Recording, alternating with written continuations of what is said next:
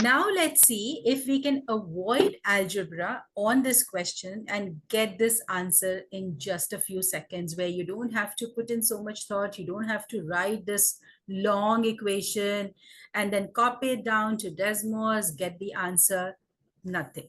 Okay. Now, how to identify questions like these? These are called the mixtures and alligations questions. Okay, this shortcut is mixtures and alligations. Okay. How do we identify this? We have one, we have another, we are mixing them, and we get certain parameter that remains constant. Like in this case, it is the percentage of acetone. It could also be, let's say, apples at $10 a kg and then $20 a kg, and the mix costs you, let's say, $12 a kg. So in what proportion did you mix the two apples together? Okay, so 1, 2, and the combined. It could also be, let's say there are two classes. First class, 50% of the students passed. Second class, let's say 70% of the students passed. But if you combine these two into a larger group, the percentage goes up to 65%. So what is the relationship between the number of students in group 1 and the number of students in group 2? So whenever you have 1, 2, and the mixture, you can apply this technique on all these questions, okay? And then I'll show you some variations. So let's start with this question. So we have a 10% solution.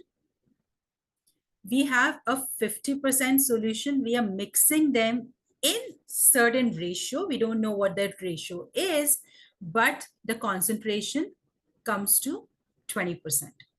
So you will always see that this middle value here, which is for the mixture, will always be between the top two. Does that make sense? Yes? Okay. Yeah. If you are mixing them in equal ratio, let's say here also, if we were mixing them in equal ratio, what should the middle percentage be?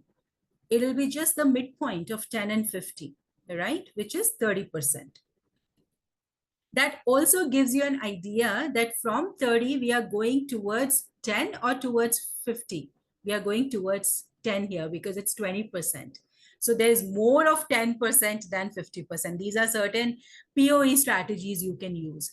So let's say if you are given answers where all the numbers are more than 30 liters and there's only one number less than 30, you needn't even solve it. You can just mark it because you know from the midpoint, we are going towards 10. So there has to be more of 10, less of 50.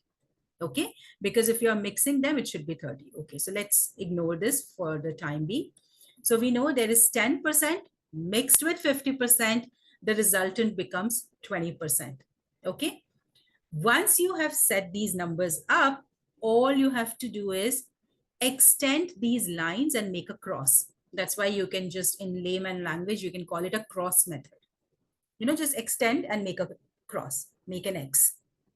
Now, all you need to do is find the positive difference between the numbers along the line.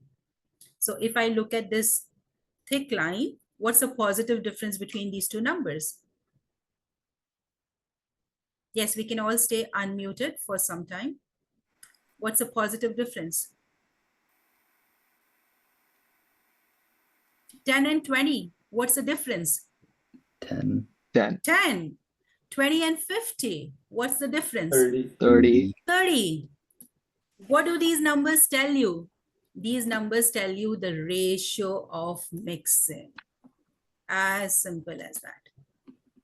Okay. So we have how many liters of first solution? We have 30 liters.